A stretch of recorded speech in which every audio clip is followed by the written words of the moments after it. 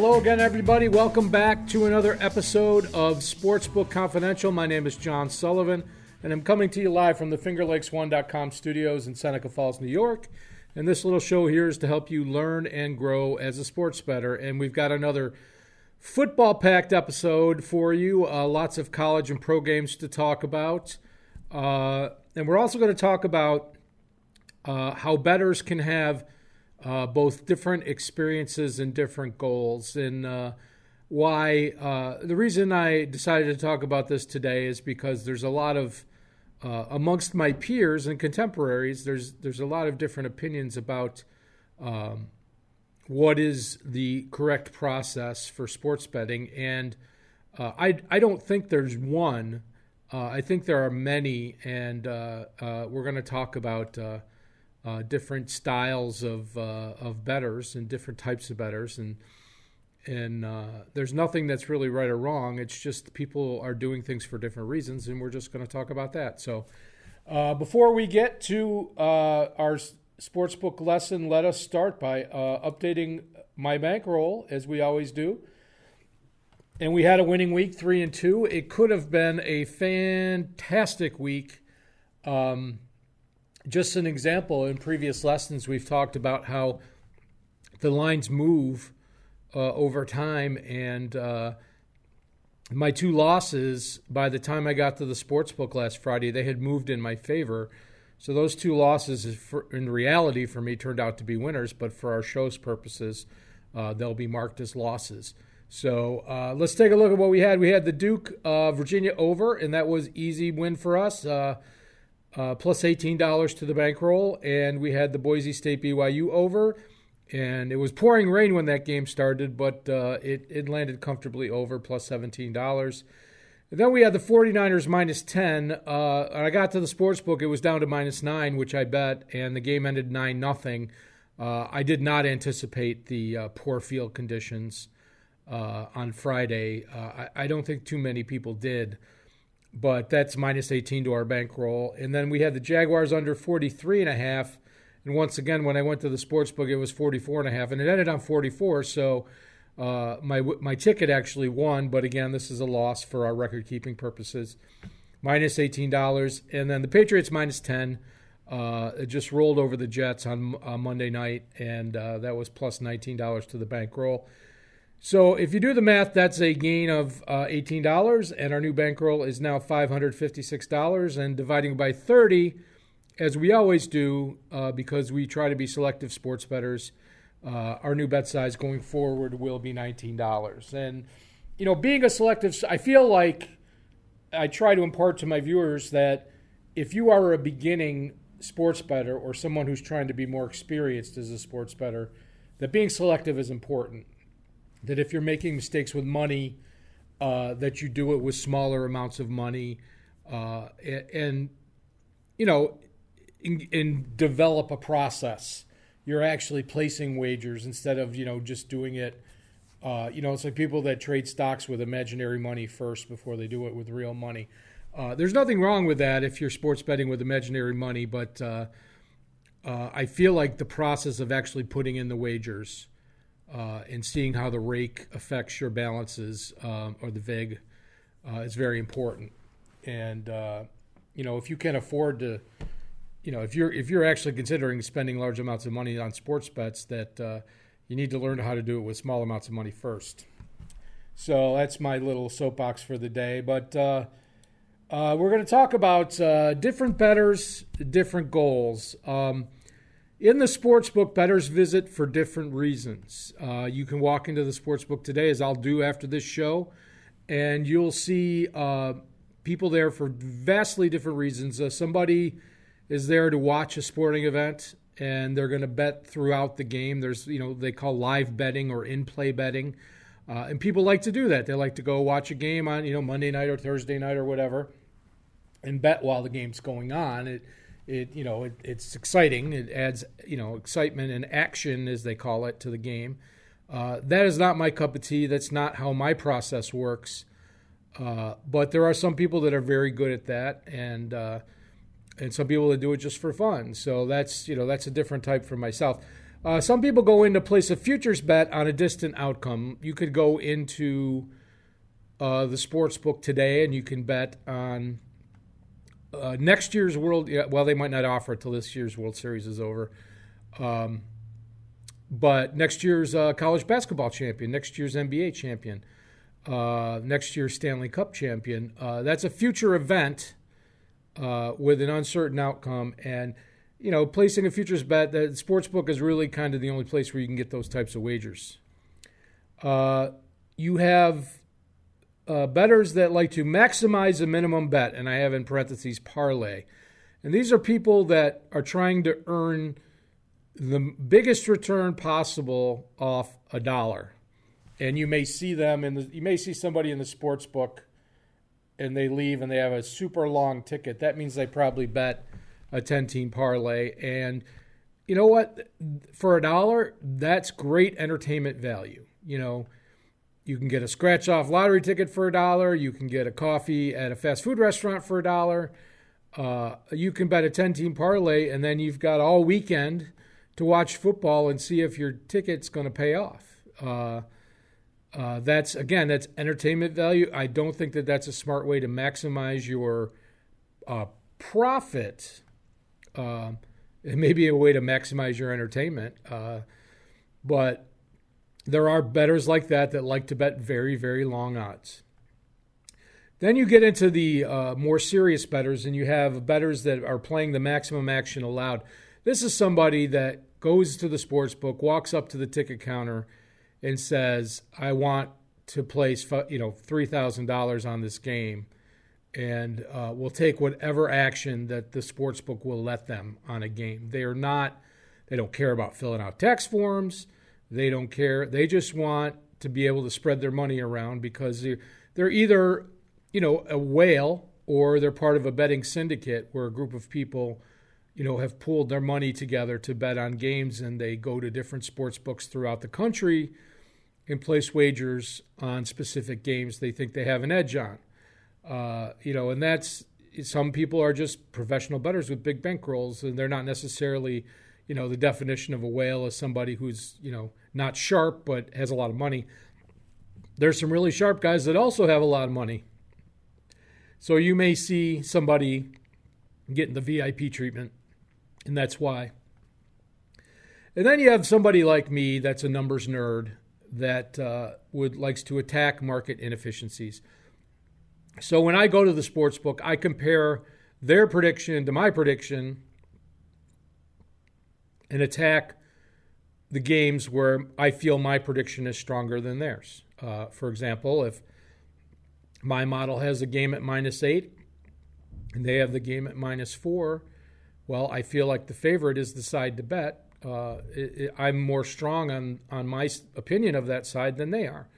And that's what I do. Now, I don't have the cash or really the time right now to go over every single game and attack every market edge that I perceive to have. And the more you wager, the closer you're going to get to the mean of 50% against the spread, and the tougher it is to turn a profit.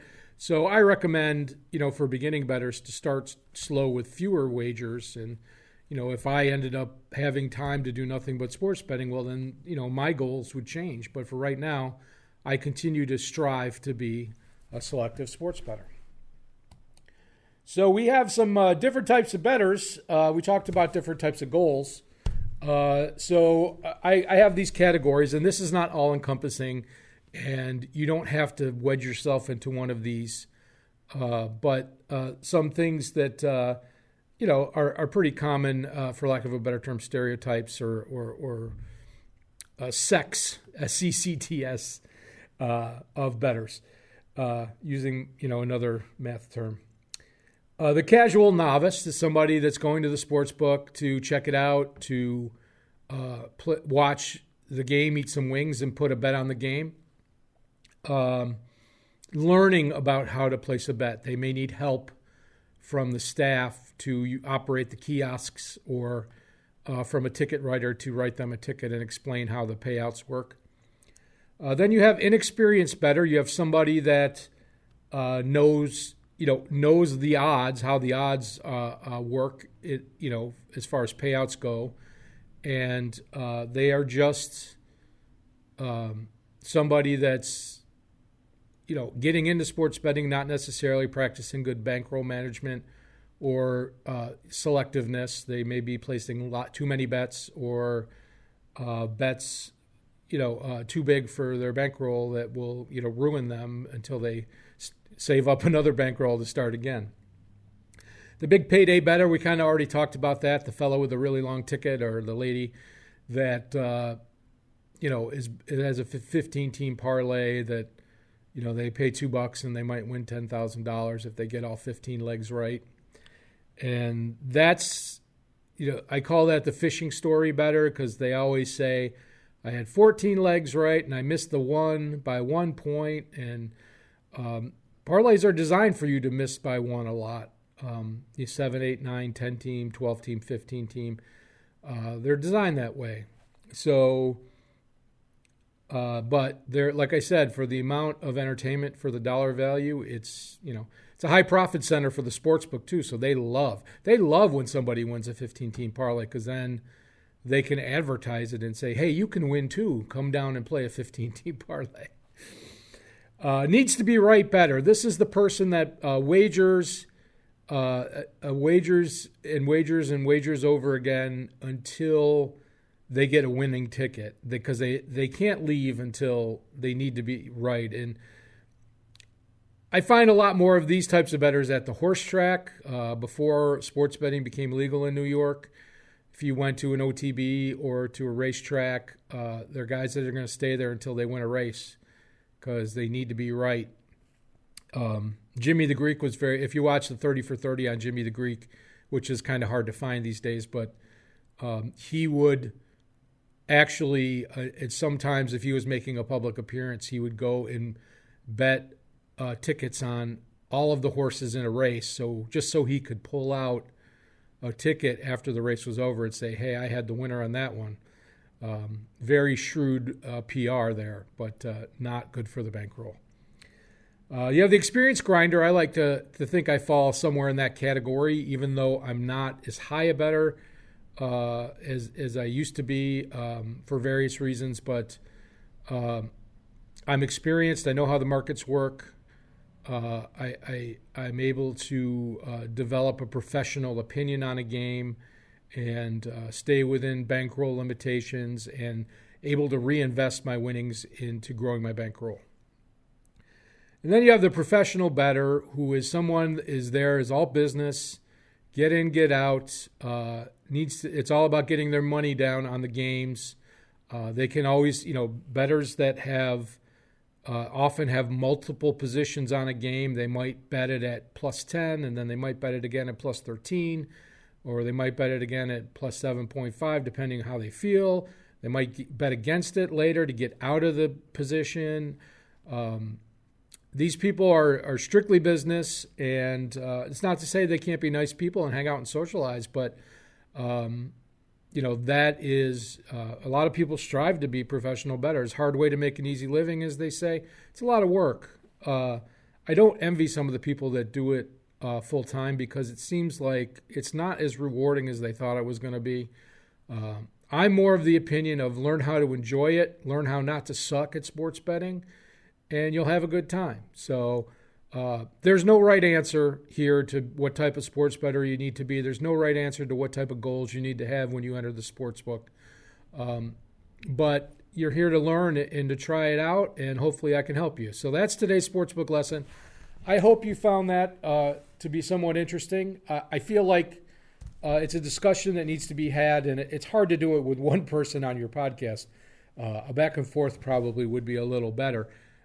But, you can be an inexperienced bettor and have fun, and that's fine. And you can be an experienced bettor and just, play long shot parlays because that's entertaining. Those are all valid things to do. But for somebody like myself who has a profit motive, my goal is to try and turn a profit. I find the numbers tell me to do things the way that I've been doing them, and I'm trying to help you learn how to use that methodology to help you achieve whatever goals you'd like to achieve. So with that, let's move right on to college football this week. We've got NBA started, we've got hockey going, and there's some really good games this week, so I'm just going to go right to football. And we've got Oklahoma at Kansas State. Oklahoma obviously in that top 4. Plus 23.5, Kansas State's the underdog. 56.5 is the total. For those of you that don't watch the show regularly, the numbers in parentheses are my model predictions. Those are my personal predictions on the spread and the total. And you can see that my model has Kansas State, as an 18.63 underdog. And 55.77 is the total. So that leans towards Kansas State plus the points. The total's right on. And we'll see if that ends up on my list. Wisconsin at Ohio State, big game, although Wisconsin had that awful loss. Minus 14.5, 50. I have it at minus 16.66, 58.04. So that definitely leans over, and it also leans towards Ohio State. Nevada at Wyoming, minus 14. 43 is the total. I have it at minus 14.18. 48.28 also leans over. Western Kentucky at Marshall, minus 5, 44.5. Minus 2.63, 47.20. So that leans towards the Hilltoppers of Western Kentucky. Virginia at Louisville, plus 3.5, 52. Plus 3.06. 60.99, that leans way over as well. Indiana at Nebraska. Boy, Indiana had some bad losses, but they have a winning record. I think they're 5-2. Excuse me. Minus 1.5, 53. Plus 0.74, 53.12. So it's really a pick'em game either way. Penn State at Michigan State, plus 5.5, 43. I have Michigan State as plus 6.23 underdog, 38.17, so that leans under. I have trouble betting Michigan State unders. They always seem to not. It always seems to go way over whenever I do that. Oklahoma State at Iowa State, even though I misspelled that, minus 10.5, 64.5, minus 10.76, 64.42. That one's right on. So we don't really see any value in that game, so we'll just pass. Continuing with NCAA football, Auburn at LSU, big SEC matchup, minus 11, 59.5, minus 9, 60.5. So that leans towards taking Auburn in the points. Tulane at Navy, minus 3.5, 58, minus 6.46, 55.28. Leans towards Navy. Central Florida at Temple, plus 11, 61.5. Plus 8.84, 62.55, and that leans towards Central Florida. Big game, Notre Dame at Michigan Saturday night. Plus 1, 51.5, plus 0.38, 58.84. That leans under, but it's a pick'em game. BC at number 2 Clemson. Minus 34.5, 59. Minus 32.04, 58.41. I would... it says to take the points there with BC. If BC was at home, I would definitely take the points here, but not in South Carolina. Cal at Utah, minus 21, 35.5, minus 19.24, 38.03. Cal having big quarterback problems. I do like the over here. It leans over. And 35, not really a big number to hit.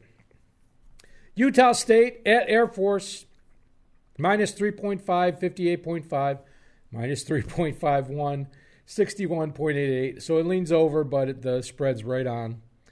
And then Washington State at Oregon, minus 14, 65, minus 16.23, 60.17. So that leans under. I feel like these Oregon totals are inflated, from the Chip Kelly years. And, everything's been in the 50s and 60s. And they've had a lot of games in the 40s. So I like the lean under there. So let's move on to NFL for this week, week 8 in the NFL. And we are going to start with the Bengals and the Rams in London. And we have the Rams minus 13.48.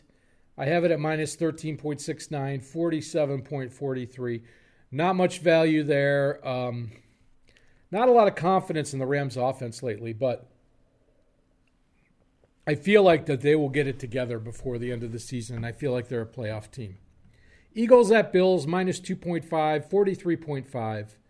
I have it at minus 4.45, 39.75. So that leans under by about 4 points. And also leans towards taking the Bills. Chargers at Bears, minus 4.41, minus 4.61, 39.66. No value in that game at all. Giants at Lions, minus 7 and 50. I have it at minus 7.14 and 46. So that leans under. These teams have a tendency to give up a lot of points. Jets at Jaguars, minus 6, 40.5. I have it at minus 8.3 and 38.19. It leans under, but not a whole lot. Cardinals at Saints, minus 10.5, 47.5. I have it at minus 11.64 and 49.88, so that leans over, and that makes a lot of sense. Cardinals games are going to be higher scoring. Bucks at Titans, minus 2.5, 45.5, minus 0.43, 40.26. So that leans heavy under and a little bit to the Bucks, but it's less than a field goal, so I wouldn't touch the spread. And moving on to the rest of the NFL games, we have the Broncos and the Colts, minus 6.43, minus 6.63, and 43. Its total's exactly on. Wouldn't touch that game at all. Seahawks at Falcons, we have a big question mark. It's off the board right now. I think it has to do with a possibility that Matt Ryan wouldn't play, plus Calvin Ridley was traded. Something will be up by tonight, I'm sure. I have it, assuming that all of the remaining starters are playing, the skill starters. Falcons, 5.24 underdogs and 56.22. The total was 53 before. I don't know how that'll probably change if Matt Ryan doesn't play. But assuming he does play, that leans over a total of 53. Panthers at 49ers, very interesting game to me. Minus 5.5, 42, 5.60, and 45.27. So that leans over, and I think the over is going to hit in that game. Raiders at Texans, minus 7, 51.5, minus 7.23, 49.52. Not much value there at all. Browns at Patriots, minus 13, 45.5. Minus 14.38, 42.88. That leans under. I had a discussion with a friend the other day about the Patriots defense and, regression to the mean. They're like plus 14 turnover differential or something crazy like that. And it's, they could still be an above average defense, and their effect on the game could be greatly reduced. You have to think that they're going to have a few clunkers between now and the end of the season. But I don't feel good enough to bet that game, and I certainly don't feel good enough to bet the under. Packers at Chiefs, plus 3.5, 47.5. This is the Sunday night game. We have the Chiefs as about 1 point underdogs in 55.35. I feel like the Chiefs can put up 30 points with Matt Moore at quarterback. And the Packers can put up 30 points. So I like the over here a lot. It's off by about 8 points, which is very unusual in my model for an NFL game. I'm looking for like a 3-point swing, but that's an 8-point swing. So that'll probably make my plays this week. And then on Monday night, Dolphins at Steelers. Steelers minus 14, 44. I have them at minus 16.4 and 43. It would be good if Mason Rudolph was back. That would make me feel better about laying points with the Steelers. But I think that game's going to end up being a pass for me. We'll see where the line ends up on Monday. But that's a lot of points. I don't like laying that many points in the NFL. So let's get down to it. My picks this week, and hopefully I can string some wins together for you and get this bankroll back over $600. Wisconsin, Ohio State over 50 minus 105. I feel like even this game's a blowout. Ohio State's going to try to run up the score. We're in the playoff rankings portion of the season, and they need to show off their stuff supposedly to get a good ranking to make the college football playoff. Virginia, Louisville over 52 minus 107. Louisville plays a fast and loose style. Virginia can play up tempo or slower tempo, and I feel like this game is just going to end up being a faster tempo than Virginia would probably want to play. And if they get behind, they're going to have to play faster. I'm going to take the Jaguars minus 6 against the Jets, at home against the Jets. It's minus 115, but I like that a lot. Nick Foles could be back next week for the Jaguars, and you have to wonder if they start him or not. I mean, he signed to be the starter there, but their backup has played so well. Gardner Minshew, the second. You see what happens there. Bucks and Titans under 45.5, minus 102. I would love to have a washout game like the 49ers-Redskins was last week, where it's just puddles everywhere and nobody scores any points. That would be my dream for that game. It's certainly not going to be a game that's fun to watch, but I feel like it will go under the total. And then Packers and Chiefs on Sunday night, over 47.5. I feel like the total is really low. Before I place the bet, I will double-check to see if there are any other significant injuries other than Mahomes. But as I said last week, a pocket passer could come into the game for the Chiefs and run these plays with these excellent wide receivers. And, he might not be able to make all the throws that Mahomes can make, but he can make, 3 touchdowns, 300 yards with that offensive line, could do it very easily. So I'm taking that over plus 101. So that's going to do it for the show today. Hope you enjoyed our discussion on bettors and betting goals and betting experiences. Next week we'll have some more football for you. Playoffs will start in the Canadian Football League and very shortly, and I'm excited about that. So I'll have some picks on those. Hopefully the World Series is still going on next Friday. Maybe we'll talk about that if it gets to a Game 6 or Game 7. Not looking good for the Astros right now. But thanks again for watching. I'll head over to the Sportsbook, so come up and say hi if you see me, and I'm happy to talk sports betting with anyone and everyone. So let me play the outro music for you guys, and thanks for watching. Take care.